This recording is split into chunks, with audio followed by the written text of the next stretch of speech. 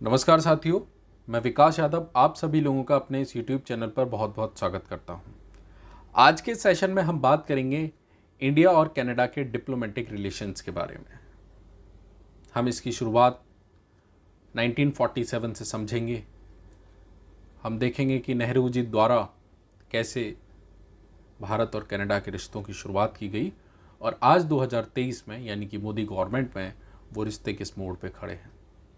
आप सभी लोगों को पता है कि बीते कुछ दिनों से इंडिया और कनाडा के बीच एक टसल चल रहा है, जिसमें कनाडा की तरफ से एक स्टेटमेंट दिया गया कि जो भारत है उसके एजेंट्स ने जो कनेडियन सिटीजन हैं हरदीप सिंह निज्जर, उनकी हत्या कराई है।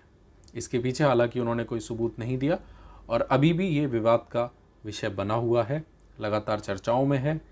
कनाडा की तरफ से भारत के जो डिप्लोमेट्स हैं उनको देश छोड़ने के लिए कहा गया। उसके जवाब में भारत ने जो कनाडा के डिप्लोमेट्स हैं भारत में जो तैनात हैं उनको भारत से 5 दिन के अंदर जाने के लिए कहा। उसके बाद बहुत सारी चर्चाएं, बहुत सारे स्टेटमेंट अलग अलग तरीके से आप सब लोग मीडिया के माध्यम से सुन रहे होंगे। आज के सेशन में हम फोकस करेंगे इंडिया और कनाडा के कैसे रिश्ते थे, कैसे उनकी शुरुआत हुई और आज वो किस मोड़ पर हैं और क्या इन रिश्तों के मायने हैं, क्या इसका प्रभाव पड़ेगा और कैसे इन सब चीज़ों को सुधारा जा सकता है। तो चलिए शुरू करते हैं। हम इंडिया कनाडा के रिलेशन के बारे में समझें उससे पहले एक बार कनाडा की ज्योग्राफी को देख लेते हैं। कनाडा को हम मैप के जरिए समझने की कोशिश करते हैं। आप ये मैप में देख पा रहे होंगे, ये जो एरिया है ये पूरा कनाडा है। बहुत सारे इसमें छोटे छोटे और प्रोविंसेस हैं जो मिलकर के पूरे कनाडा को बनाते हैं। कनाडा देख पा रहे होंगे, इसके साउथ में जो स्टेट है, मतलब जो कंट्री है, वो है यूनाइटेड स्टेट ऑफ अमेरिका। तो यूनाइटेड स्टेट ऑफ अमेरिका और कनाडा के बीच की जो बॉर्डर लाइन है वो सबसे लंबी बॉर्डर लाइन है। ठीक है, तो वर्ल्ड की सबसे लंबी बॉर्डर लाइन जो है वो कनाडा और यूएस के बीच में है। ये आप देख पा रहे होंगे मैप में। ये एक पूरा मैप है कनाडा का। अगर हम इसको आउटलाइन को समझें तो नॉर्थ में हम देखेंगे कि आर्कटिक ओशियन है, नॉर्थ में आर्कटिक ओशियन है। साउथ में यूनाइटेड स्टेट ऑफ अमेरिका, आप सबको पता है। और अगर हम ईस्ट की बात करें तो north Atlantic ocean, north Atlantic ocean है। और अगर हम वेस्ट की बात करेंगे तो पैसिफिक, नॉर्थ पैसिफिक ओशियन है, यानी कि उत्तरी प्रशांत महासागर। सबसे लंबी कोस्टल लाइन जो है वर्ल्ड में वो कनाडा की है। ये बहुत सारे जो प्रोविंसेस हैं कनाडा के देख रहे होंगे यहाँ, क्यूबेक है, ओंटारियो है, मैनिटोबा, ब्रिटिश कोलंबिया, ये कुछ इम्पॉर्टेंट इसके प्रोविंसेस हैं। जो कनाडा है उसको हम land of lilies and maples के नाम से भी जानते हैं। जो कनाडा है उसकी जो कैपिटल है वो है ओटावा, यानी कि जो क्यूबेक और ओंटारियो के बीच में स्थित एक सिटी है।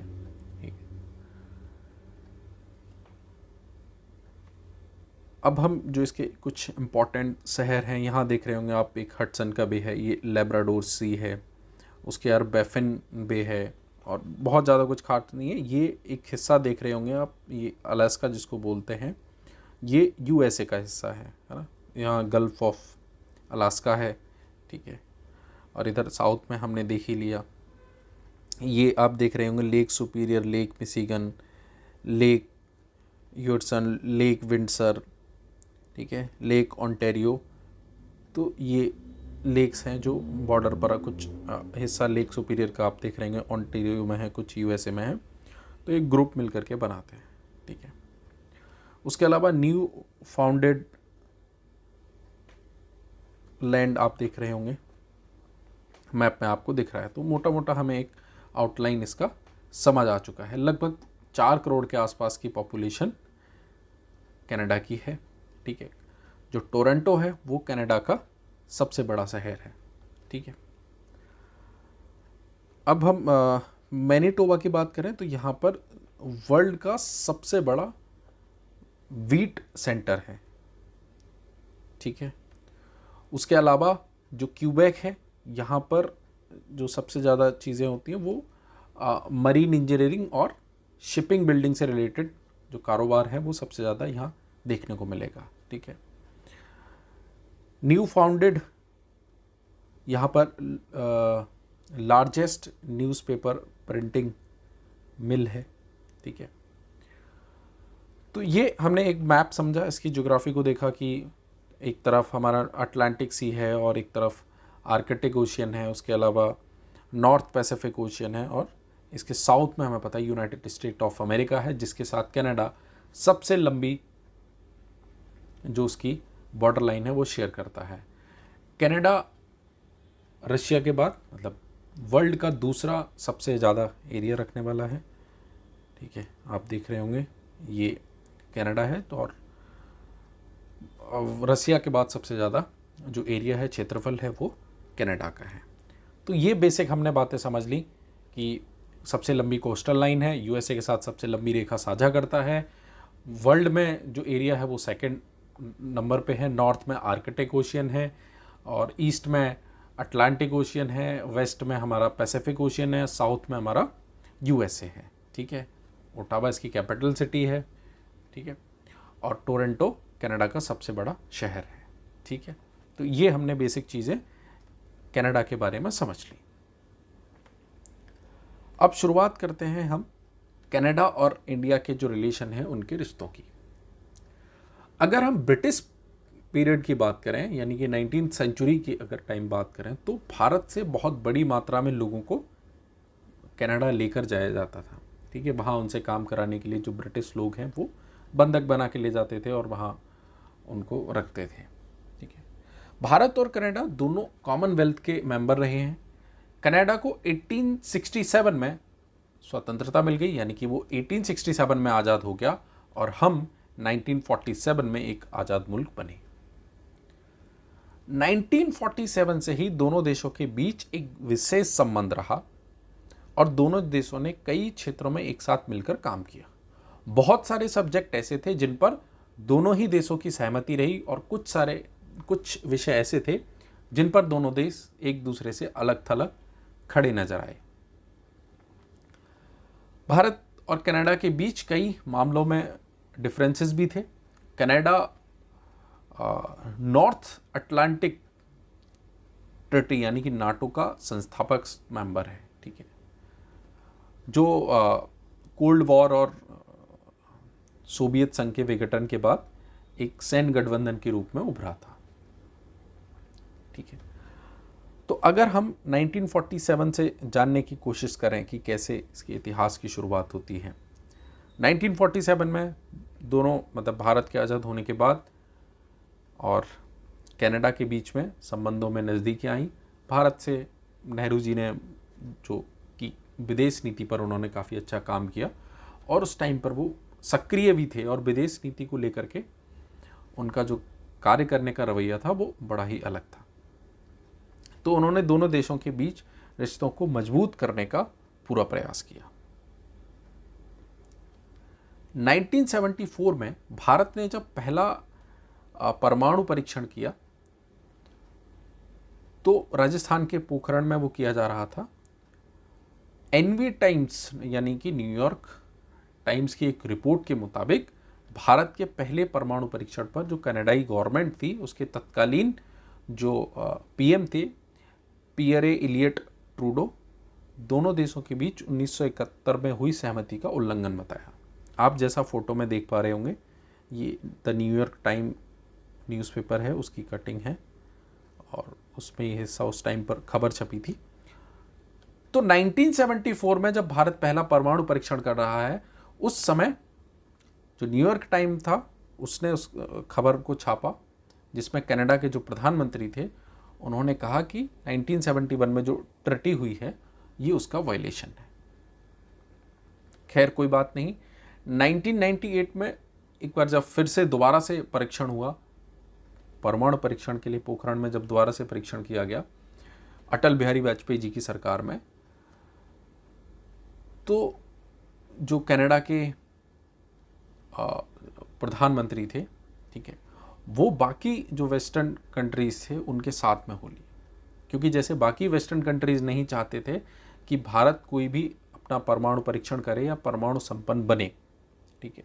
तो उस टाइम के जो कैनेडियन पीएम थे, उनका नाम था क्रेटियन, उन्होंने कहा कि भारत के परमाणु परीक्षण भारतीय उपमहाद्वीप पर परमाणु हथियारों की होड़ को शुरू कर सकते हैं और अन्य देशों को परमाणु हथियार विकसित करने और परीक्षण करने के लिए प्रेरित कर सकते हैं। तो उस टाइम के जो कनेडियन प्रधानमंत्री थे उनका ये कहना था कि जो भारत परमाणु परीक्षण कर रहा है वो क्या कर सकता है, बाकी और कंट्रीज़ को प्रोत्साहित करेगा कि वो भी अपना परमाणु परीक्षण करें, ठीक है।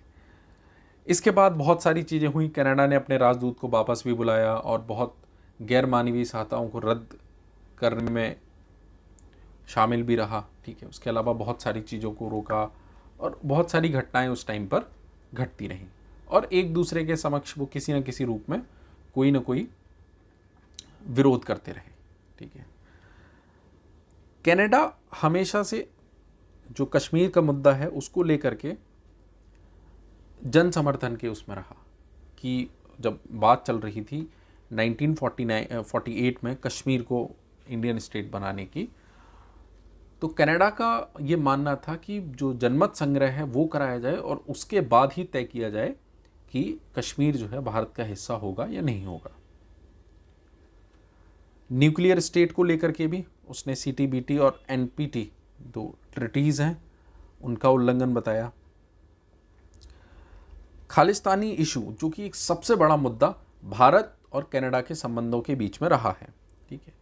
दोनों देशों के बीच जो सबसे बड़ी दरार पैदा करने का काम किया वो भारत खालिस्तानी मुद्दे ने किया।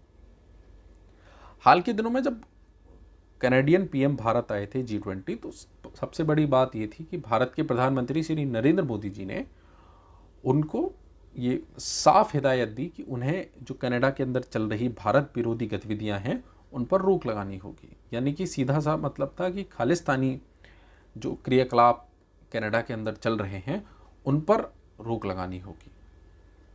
लेकिन उसके बाद फिर वो दूसरे दिन जो डिनर था उसमें मौजूद नहीं हुए और फिर 2 दिन फंसे रहे। तो ऐसे घटनाएं लंबी चलती गईं और उसके बाद जब वो अपने देश पहुंचे, ओटावा की पार्लियामेंट में उन्होंने अपना एक भाषण दिया।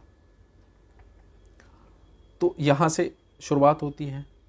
स्टीफन हार्पर जो कैनेडियन पीएम थे 2006 से 2015 तक, उनके टाइम पर भारत और जो कनाडा है उसके रिलेशन काफ़ी मजबूत रहे। बहुत सारी चीज़ें ऐसी देखने को नहीं मिली।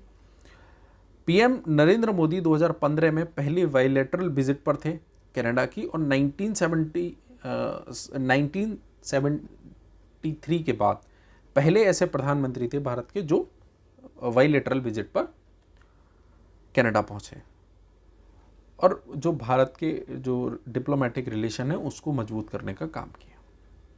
उसके अलावा ऐसी और कौन सी घटनाएं हैं जिन्होंने भारत और कनाडा के रिश्तों को प्रभावित किया। 1982 में प्राइम मिनिस्टर ट्रूडो, जो कि अभी जस्टिन ट्रूडो हैं, उनके फादर उस टाइम पे प्राइम मिनिस्टर थे, उन्होंने एक्स्ट्राडाइट तलविंदर सिंह परमार जो थे वो पंजाब में उन्होंने 2 पुलिस वालों की हत्या कर दी थी, तो उन्हें भारत को सौंपने से मना कर दिया। वहाँ रिश्तों में थोड़ी खटास पैदा हुई। उसके बाद आता है साल 1984।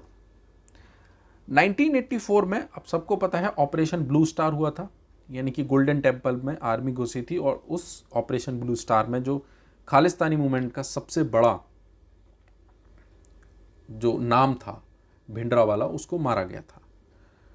उसके बाद कनाडा की तरफ से 1984 में ऑपरेशन ब्लू स्टार होने के बाद खालिस्तानी मूवमेंट को और ज़्यादा हवा दी गई और ज़्यादा समर्थन दिया गया।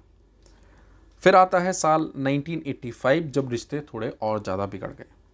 बाबर खालसा करके एक ऑर्गेनाइजेशन है, खालिस्तानी सेपरेटिस्ट ऑर्गेनाइजेशन, ठीक है, उसने क्या किया कि एयर इंडिया का एक विमान था, उसमें जून 1985 में बमबारी कर दी, जिसकी वजह से लगभग 313 सिविलियंस की डेथ हो गई।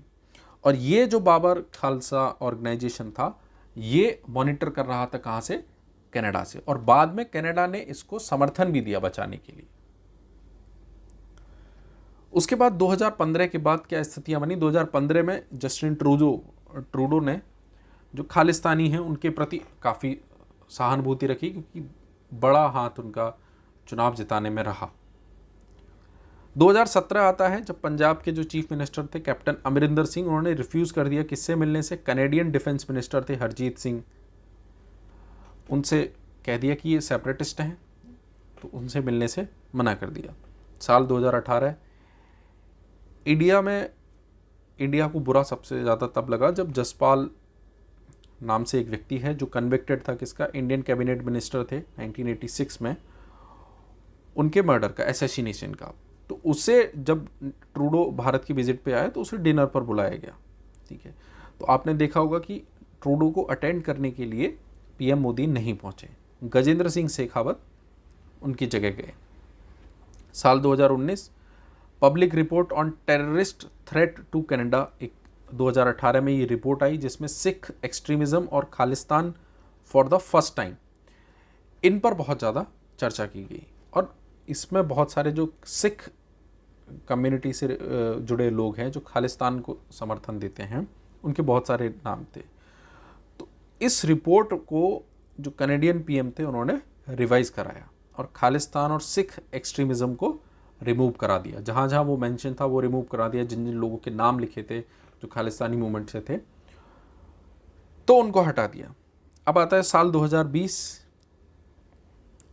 फिर से वही एक्सट्रीमिज्म को, फार्मर प्रोटेस्ट के टाइम पे ट्रूडो ने उनको समर्थन दिया। 2022 में जो लिबरल पार्टी ने अपना अलायंस किसके साथ? न्यू डेमोक्रेटिक पार्टी के साथ मिलाया, जिसको जगमीत सिंह लीड करते हैं, ठीक है।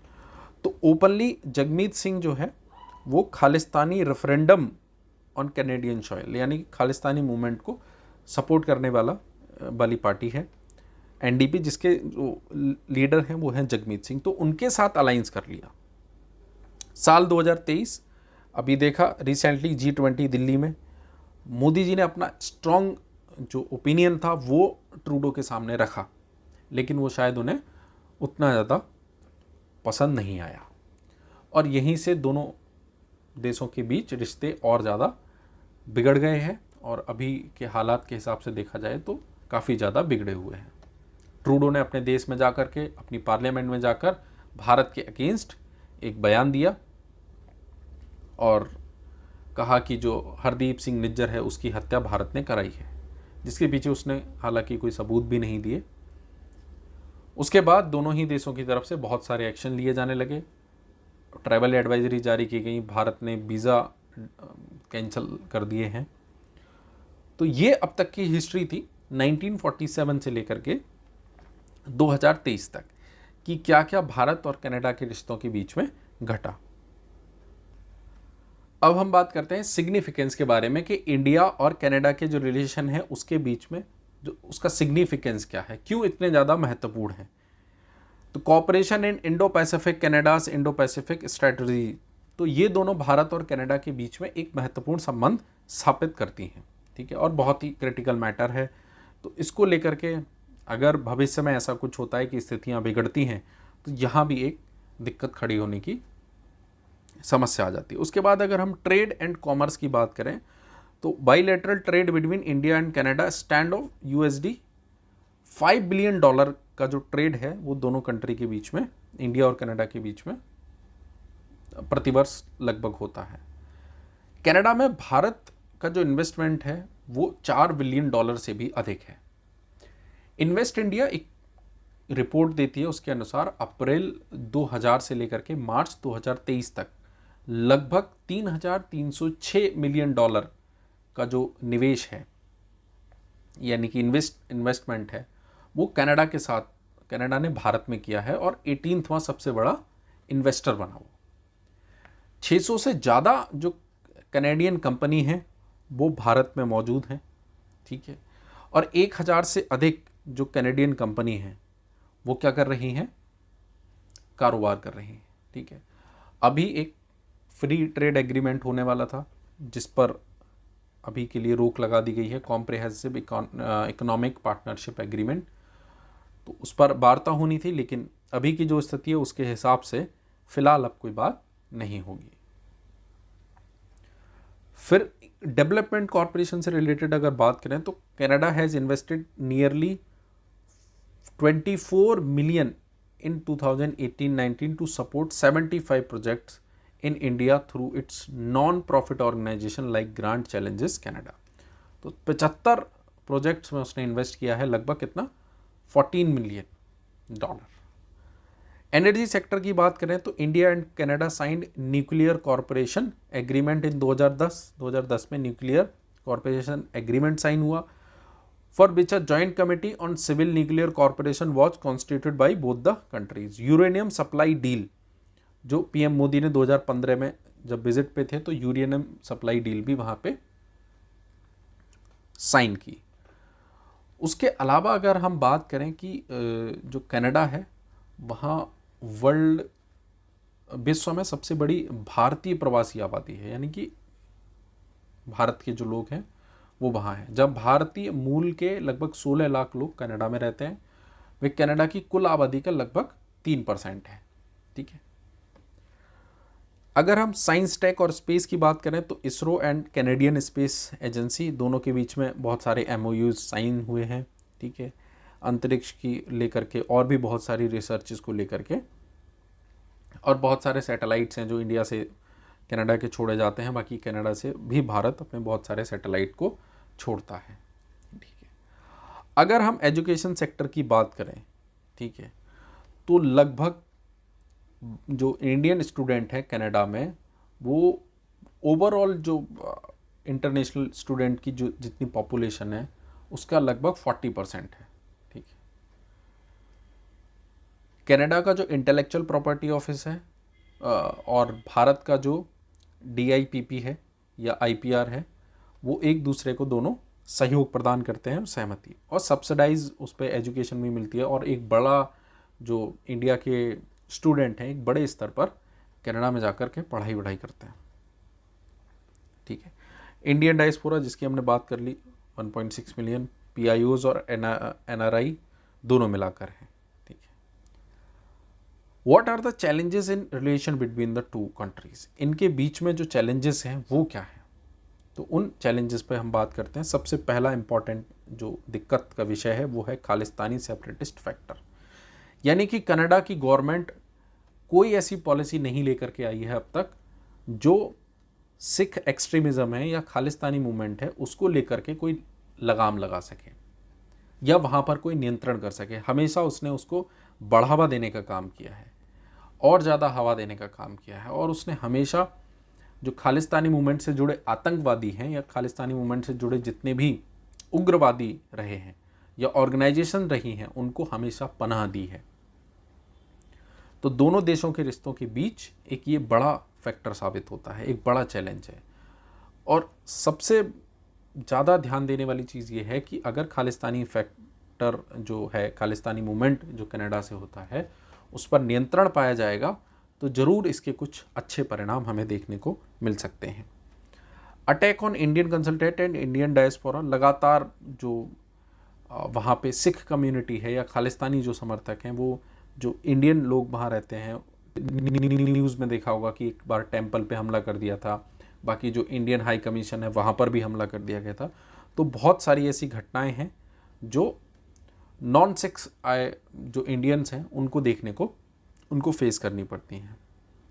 कुछ ट्रेड चैलेंजेस भी थे, उसको लेकर के free trade agreement, comprehensive economic partnership agreement और investment promotion and protection agreement, इन सब पर बात होनी थी, लेकिन फ़िलहाल की जो स्थिति थी, रिलेशन थी, उसकी वजह से उसको बंद कर दिया गया।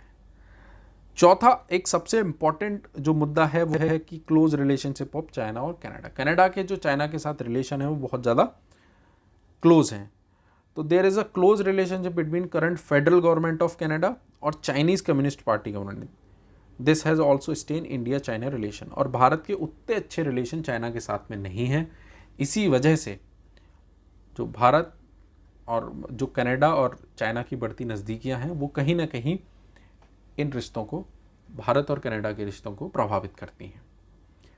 अब आगे इन सबको सुधारने के लिए क्या किया जा सकता है? तो पहली चीज़, कनाडा की गवर्नमेंट को कुछ ऐसे रूल्स बनाने होंगे जो खालिस्तानी मूवमेंट कनाडा में हो रहा है उस पर रोक लगाई जाए। दूसरा, जो सिविल सोसाइटीज़ हैं उनको अपने स्तर पर काम करना होगा दोनों देशों की, ठीक है। और बहुत सारी ऐसी बायलैटरल टॉक्स करनी होंगी, है ना, जिससे दोनों देशों के रिश्ते सुधारे जा सकें। अगर ये रिश्ते और बिगड़ते हैं तो शायद भारत पर हालांकि फ़र्क पड़ेगा, इसका नकारात्मक प्रभाव जरूर होगा, लेकिन उतने बड़े स्तर पर नहीं होगा जितना कि कनाडा में देखने को मिल सकता है, क्योंकि भारत से एक बड़ी पॉपुलेशन वहाँ जाती है, वहाँ काम करती है, वहाँ लोग रहते हैं। उसके अलावा बहुत सारी 600 के आसपास कंपनियाँ भारत की कनाडा में काम कर रही हैं, और बहुत सारे जो इंडियन बिजनेसमैन हैं उनका इन्वेस्टमेंट है वहाँ पर। अभी हाल ही में देखा होगा कि महिंद्रा ग्रुप के जो चेयरमैन हैं आनंद महिंद्रा, उन्होंने कनाडा की एक कंपनी है वहाँ उनका कुछ इन्वेस्टमेंट था, उसको वापस ले लिया है। तो अगर ऐसा होता है और बाकी बिजनेसमैन भी शायद यही अगर रास्ता अपनाते हैं तो कनाडा के लिए मुश्किलें खड़ी हो सकती हैं। तो आई होप आप सब लोगों को भारत और कनाडा के जो रिश्ते हैं उनके बारे में चीज़ें समझ आई होंगी। हमने 1947 यानी कि नेहरू से मोदी तक का सफ़र तय किया, कनाडा और इंडिया के रिलेशन के इतिहास को जाना कि कैसे जो एटॉमिक टेस्ट होना था, परमाणु परीक्षण को लेकर के कनाडा कैसे भारत से अलग थलग रहा, उसके बाद कश्मीर के मुद्दे को लेकर के कैसे अलग थलग दिखा, और बहुत सारे खालिस्तानी जो मूवमेंट कनाडा से चलते हैं उसको लेकर के भी उसकी कोई प्रतिक्रिया नहीं है। तो ऐसे ही और इन्फॉर्मेटिव वीडियोस के लिए चैनल को लाइक करें, शेयर करें, सब्सक्राइब करें। इसी भावना के साथ जय भारत, जय विश्व।